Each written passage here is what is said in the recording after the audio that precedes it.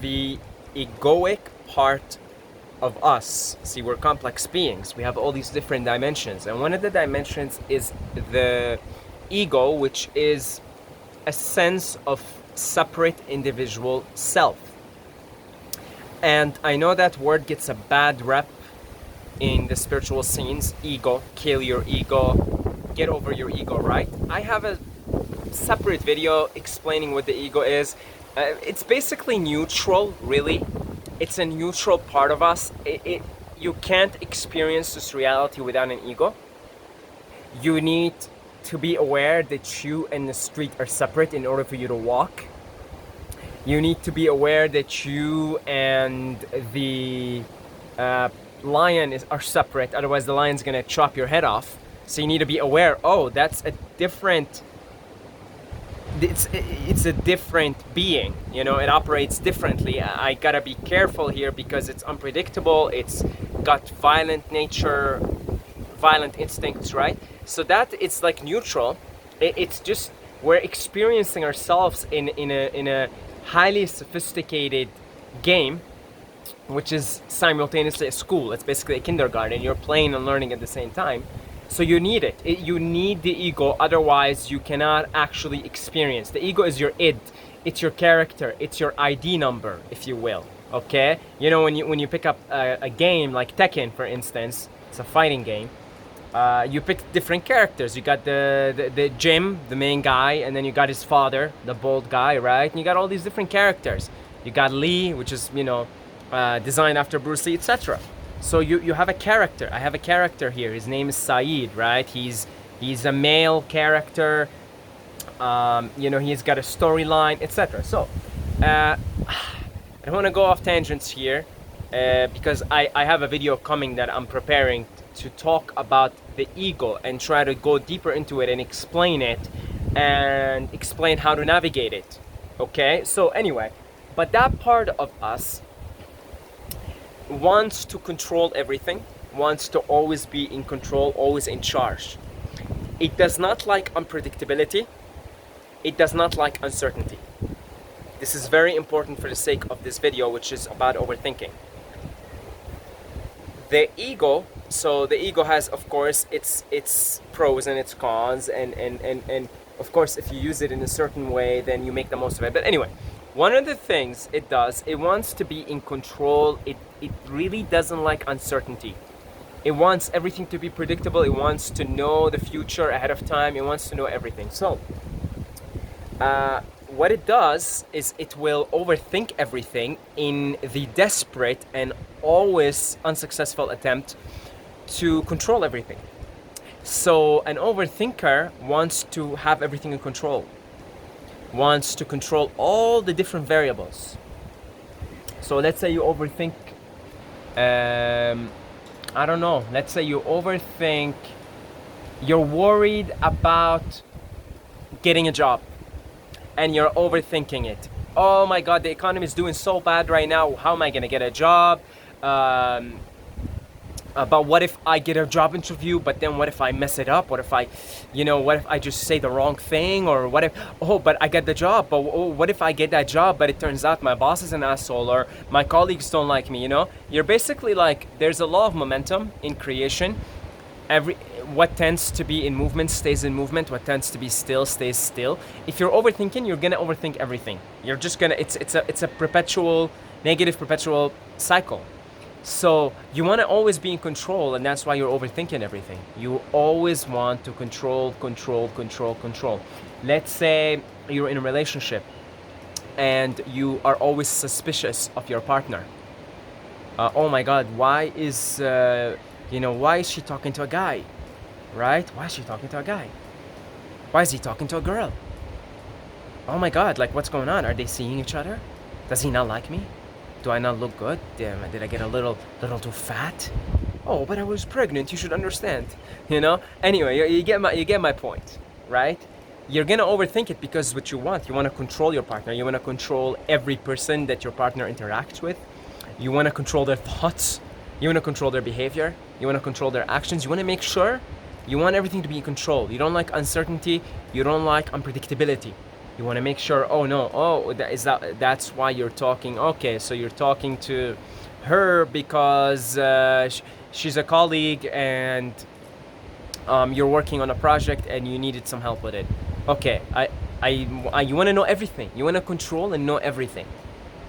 So that's what an overthinker basically, in a nutshell, that's the root cause, root issue of the phenomena, the modern, it's not, it is mostly modern actually, but let's just call it the phenomena of overthinking.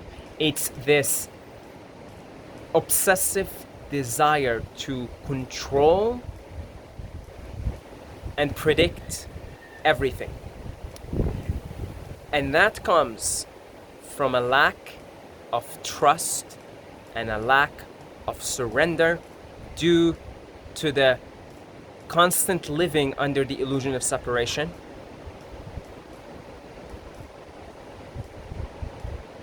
You want to control everything. You think you're in control. You gotta control everything. In reality, if you really zoom out, you have only really thing you have control over, and that might be debatable, but let's go with it, is you. That's the only thing you have control over. You can control your behavior. You can control your actions. You can control your mind. And again, I said debatable because you can't fully control anything, but you can certainly minimize the chatter, and you can certainly change your own behavior. Like for instance, you could set new habits for yourself. All right, from now on, every single morning I'm taking a cold shower. You could use your will to change your behavior, to instill new habits, new thought patterns. You can reprogram your subconscious. To a certain extent, you have control over yourself, to a certain extent. And that is just about the only thing you have control over, this individual self, the ego, really. You can meditate so you can slow down your thoughts. But outside of you, there are very little things you have control over, because take a look at the world. It's too big. There are way too many variables. And when you realize how complex existence is, how many variables are involved with so many different things, you sort of relax a little bit. You say, all right, this is where the faith and the belief and then the knowing, you go from faith to knowing in a higher power. If you want to call this God, if you want to call this Krishna, if you want to call it the Tao, if you want to call it the Force, like in Star Wars, that is going to liberate you from the phenomena of overthinking, the burden of overthinking. Man, it doesn't feel good to overthink. It's a burden, it's heavy, and it literally weights your body down. You store tension all over your body because those thoughts are creating tension and acidity in your body. And the body has to store this tension somewhere. It's a burden, it's heavy. And there is a saying in, it's either in the Bible or like the Christian scene, cast your burden to Jesus Christ. Give it. Just, God, take it from me. Take it. I don't want to, you're in control. God, you're in charge. There's a higher power that has, that is more aware, that has a higher capacity, higher intelligence, and it is watching over everything, and it is taking care of everything. That's, we call this divine wisdom, higher wisdom. All right. Thank you. Oh, thank you. I don't have to overthink anymore. I don't have to control everything. I don't have to control the future. You're gonna take care of me in the future. I'm gonna have the best dream job that I ever want. I'm gonna make the dream money that I want. I'm gonna have the dream relationship. It's gonna be all good. I don't have to worry, God. Thank you. That's where faith, Jesus says, had ye but faith, you could move mountains, right? It's kind of related to this video, but not so much. But my point is the faith makes you, it's not really related, to be honest. Okay, but what I'm saying is this faith in the higher power, this knowing, faith, you go from faith to knowing. You just relax. You say, whoa, all right, you're taking care of everything. I just have to take care of me. I just have to take care of me, right? I just have to focus on my own being. How do I be the best version of myself? That's it, God? You take care of everything else? I do the best that I can, you do the rest? And it's true. See, this is more relevant. Take one step and the Lord takes two.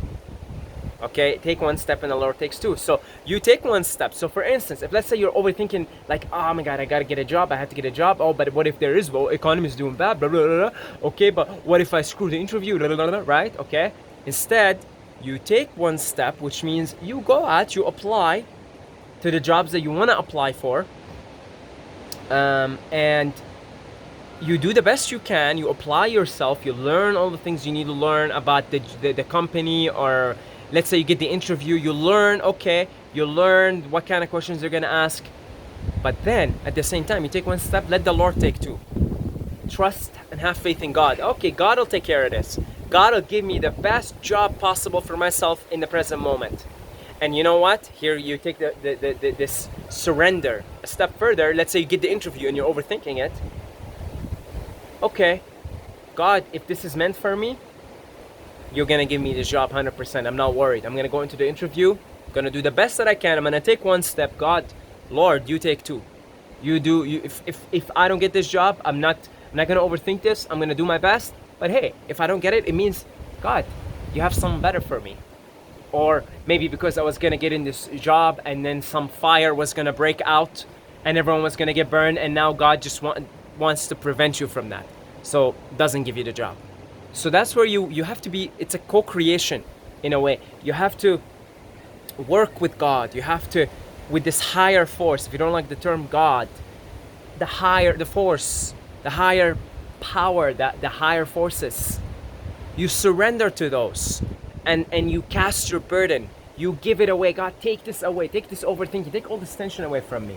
I'm gonna do the best that I can here, because this is the only thing I have control over anyway, and it's really to an extent. You don't have full control over yourself. For instance, you can't stop your thoughts. You can slow them down, but you can't just stop them altogether. So, God, here, cast your burden.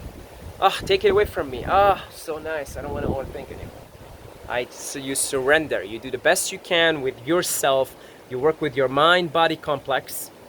You do the best you can to improve your physical health, your mental health. You do the best you can physically.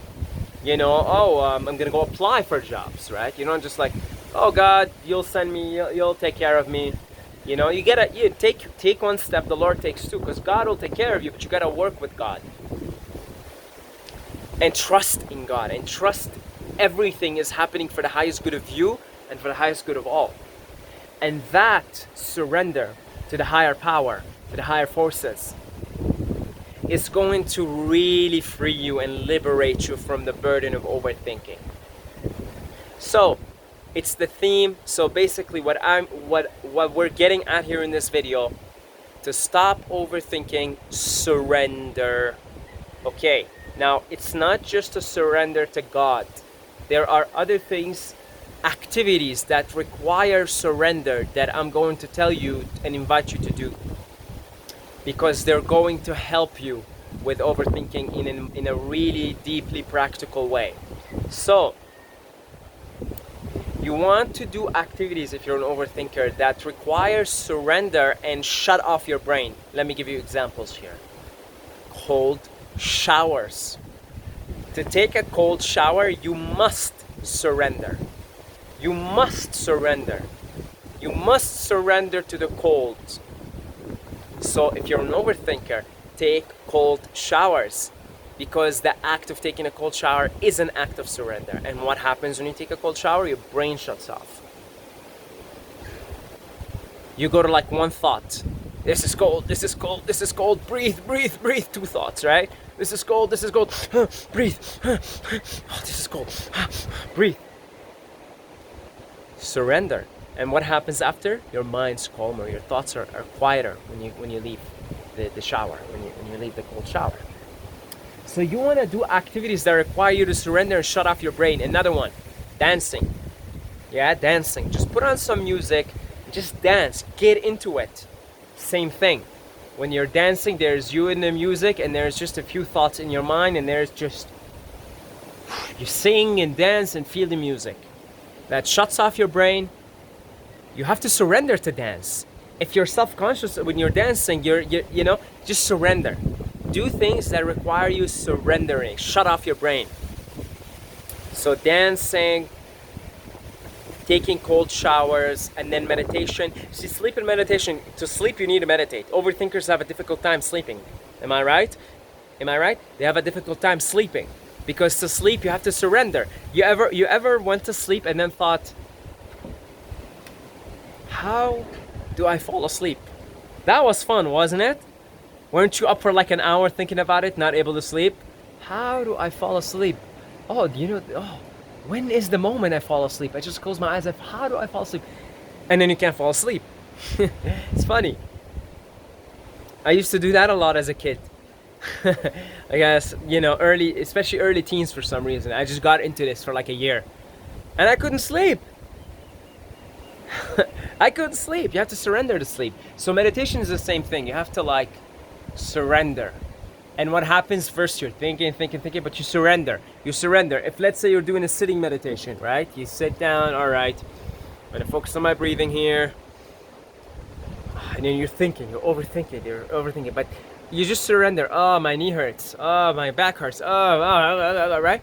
But what happens after like 20 minutes? You notice, because you surrendered, you're just like, whatever. Oh, my knee hurts. Whatever. Oh, you have a thought. Oh, why did that shopkeeper look at me a weird way?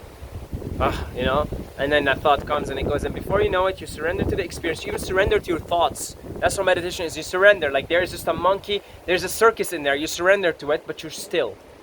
Right? You're still. And then before you know it, they start to calm down and calm down and calm down. And before you know it, you're feeling better. You're feeling nicer. Right? We create so much stress with our mind. And that stress manifests literally. Mind creates matter. Mind manifests matter. All is mind. So your mental, you create mental stress that manifests in your physical body. And yeah, so you surrender. To overcome overthinking requires a holistic attitude of surrender. And it isn't the type of surrender like like let's say, those people that want to give everybody the venom. You know which venom I'm talking about, right? You know which ching ching ching ching ching ching ching ching ching ching, right? That venom. I'm not talking about that type of surrender. Like, hey, all right, go ahead, give me. All right, I'm not talking about that. I'm talking about a surrender to a higher, benevolent, loving power, and you trust that. And then I'm talking about engaging in activities that require you to surrender. Basically, these activities require you to surrender your ego. We're not saying kill your ego. That's nonsense. You can't kill your ego because that's when you die, actually. You kill your ego. So death is the killing of ego. That's what it is. I don't think any of you guys want to die. I don't want to die. I like living. Most of us like living. And if you do want to die and, you're considering, the unconsiderable, please, there is just bear with the pain. There is a brighter, when the night is darkest, usually that's when it's about to become dawn. And that's true. Observe this for yourself. Wake up at 3 a.m. You'll notice it's really dark. Okay, so no, we're not talking about killing the ego. We're talking about engaging in activities that minimize it and requires you to surrender it. Like taking a cold shower, you have to surrender your ego, which is your personality, your sense of, I am. And you surrender it, but it's still there. You're fully aware in your body, your mind and your body is your ego. You're like, this is cold. But the thoughts go down. The association with your thoughts just go down. You shut off the constant thinking. So it requires a surrender of your egoic desire. It basically is the surrender of the desire to control everything. Okay? You surrender the desire to control all the variables. You say, God, you're wise. You're infinitely wise. I am part of you. I am your child. I have the essence of you within me. And I trust that you love me, and I trust that you take care of me in every way possible, and I trust that all the things that my human self perceive as good or bad are happening for ultimate goodness, for the ultimate goodness of myself and for the ultimate goodness of all that is. And then that surrender, oh, it'll relax you so much. That alone, that mindset, that attitude will reduce your overthinking a lot. And then, yeah, just engage in activities that require you to surrender your desire to control, the sense of self, like just dance, put on the music and dance. Take a cold shower. Yeah, do things like that. They just require you to shut off your brain. Exercise is another one. Exercise. Yeah? Exercise is so addictive because you have to shut off your brain and you just have to it's deep breathing, deep breathe, yeah? Deep breathing also shuts off that overactive part of the brain that wants to control everything. And make a holistic approach and stay consistent with all of this. Meditate, surrender in meditation, and in your meditation, go in there and communicate with God and surrender. Say, God, in meditation, go deep into the theta state. Use binaural beats. I like them. They get me into the theta state quickly. And say, God, surrender my will to you. Thank you for taking care of me. I love you. I see that you have the common, you love me and you want the best for me. I'm not going to overthink anything. You take care of me. I'm going to do my best in everything in life to take care of myself and take care of my loved ones in the best way possible. I'm going to take one step. You take two. I trust you. And just go in that. That's such a relief, man. Such a freeing relief. Okay? So that's about it. Hopefully this helps. My sincere gratitude goes to our generous donors. Thank you guys for supporting this channel in this way. I really appreciate it. If you feel a calling to do so, there is a link down below in the description, a donation link. I really appreciate it. And I also offer one-on-one consulting services. The link is down below in the description. Mwah. Until next time, may the force be with you.